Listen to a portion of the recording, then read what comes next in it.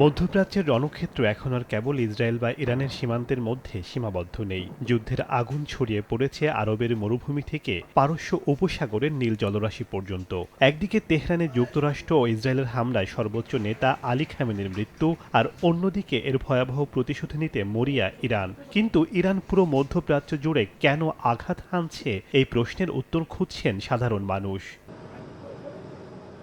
মধ্যপ্রাচ্যের প্রায় প্রতিটি দেশেই যুক্তরাষ্ট্রের শক্তিশালী সামরিক ঘাঁটি বা উপস্থিতি রয়েছে। কাতার, কুয়েত, বাহরাইন কিংবা সংযুক্ত আরব আমিরাত সবখানেই ছড়িয়ে আছে মার্কিন সেনা ও অত্যাধুনিক প্রতিরক্ষা ব্যবস্থা। ইরান যখনই ইসরায়েলকে লক্ষ্য করে ড্রোন বা ব্যালিস্টিক ক্ষেপণাস্ত্র ছোড়ে, এই মার্কিন ঘাঁটিগুলোই তখন ঢাল হয়ে দাঁড়ায়। আকাশপথেই ধ্বংস করে দেয়া হয় ইরানি অস্ত্র। তাই ইসরায়েলকে আঘাত করতে তেহরান এখন রণকৌশল বদলে আগে এই আঞ্চলিক ঢাল বা মার্কিন ঘাঁটিগুলোকে তছনছ করার চেষ্টা করছে।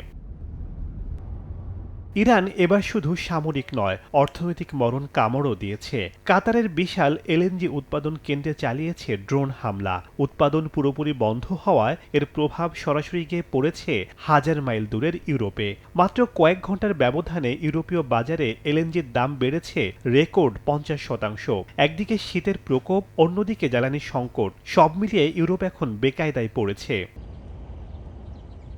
মধ্যপ্রাচ্যের তেল গ্যাস ক্ষেত্র থেকে শুরু করে বড় বড় বাণিজ্যিক প্রতিষ্ঠানে যুক্তরাষ্ট্রের বিশাল বিনিয়োগ রয়েছে। ইরান বেছে বেছে সেই সব প্রতিষ্ঠানে আঘাত হানছে যেখানে ট্রাম্পের দেশের স্বার্থ জড়িত।